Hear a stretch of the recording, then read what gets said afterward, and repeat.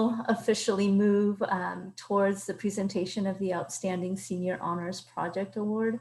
I do want to thank our provost, Dr. Carolyn Thomas, for being here today. She has a super busy schedule and has made the time to be here today, and I'm grateful for that. She's a new leader on our campus as of last summer, right? And I've really noted her presence and her willingness to engage with the Titans despite COVID, right? So thank you for Zooming with us today, and I pass it over to her. Thank you, Dr. Perez. First of all, that was great. I really enjoyed listening. I have questions for all of you, but I wanted to give the space to everyone who had the question.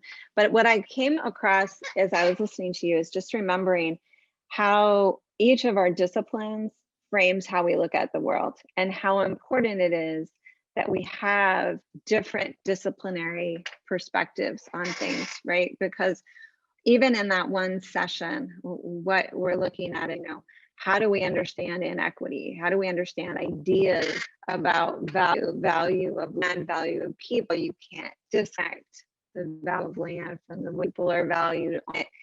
If we had more time to take apart, what does it say to look at a law and how do we read it? What does it say to look at census data and look at a massive amount of data and try to find trends? What does it mean to interview people and try to make sense and code their response? It's so challenging. And how even an interview, one interview is kind of more in the sociological framework of asking people questions and trying to code the data, and the other is getting with people and building trust, pulling oral history and narrative. None of these things on their own gives the glimpse of the why. Why are things the way they are? How did they get to be this way? And most importantly, how do they become different and better? And I'm just so inspired by all of these projects, because what you've done is so challenging for an undergraduate student to master a field well enough to then step in and design your own research, and to work with a faculty guide who's not going to do it for you. You have to do it yourself and find your way through it to some kind of conclusion. And even I think the bravest undergraduate students will do that and write it and turn it in.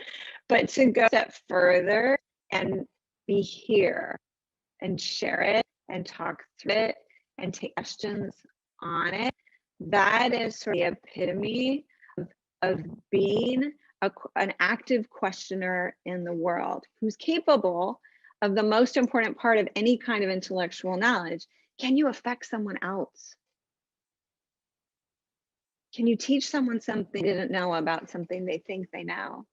And most importantly, can you be one small piece of ultimately changing someone's mind or expanding how they see the world? And so even though I'm here to give an award, and I'm going to give an award to 2 people, and I'm going to get specific about the award that I have the honor to share with you, I just wanted to share that out. It sounds very trite to say, you're all winners, but seriously, what you have just done is incredible. And I do hope that it's giving you the confidence to know whatever comes next, not only can you stand up and own information and also own what you don't know, but know you have a mentor behind you.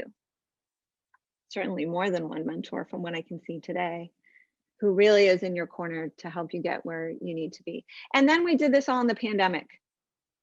All of you did this during a pandemic where we have plenty of research that shows it's hard to write right now. It's hard to think right now. It's hard to wake up and feel that you can have a creative thought. And you did this. That's phenomenal. And now I will share the awards. So there is an award for Outstanding Senior Honors Project, and all the faculty who mentor our students are invited to nominate their mentees for this award. And as part of that nomination, there's a letter, and it needs to talk about what you've done and what you've learned, and really the quality of the project. How did you take the skills of your discipline and move that forward in a way that's just outstanding? And it's always impossible to judge between these, but that happened. And this year there's 2. And that's because there's such a variety in disciplinary perspectives and kind of the scope of the projects.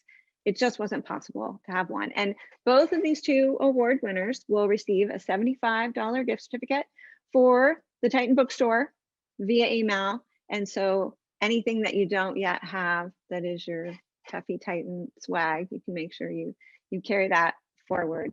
And so I'm going to say the two awardees and tell you just a little bit about why. And so I'm going to quote from their nomination, and then I'm going to invite both of them after I finish to just say a quick word maybe about how they feel right now and maybe something that they learned.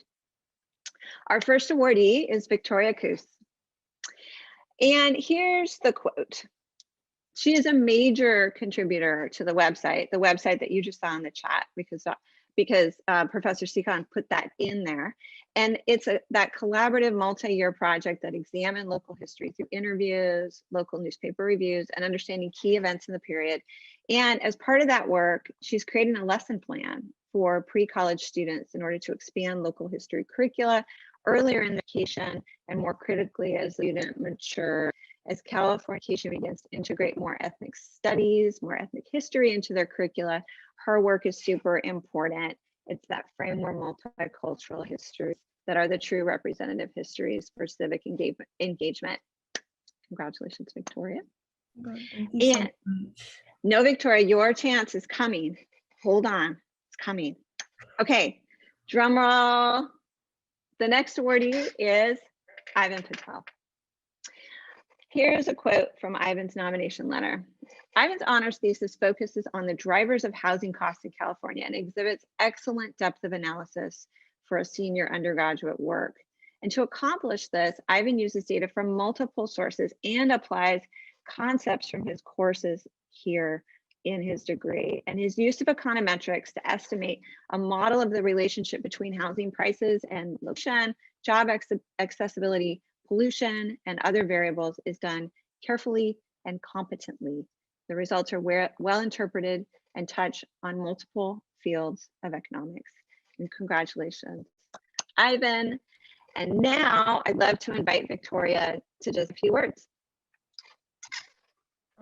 Honestly, I'm very not surprised, but I'm just really happy that I got this award. I was not really expecting it at all. I don't know. I need to thank everybody, but honestly, Professor Sikon it was you. You are honestly so amazing. You moved me and inspired me so much. I'm speechless, honestly. I don't know what else to say. This project was so beyond, I went into it not really knowing that much, and going into it, my horizons just expanded and broadened, and I have a whole new outlook on the world, and especially Orange County, where I grew up.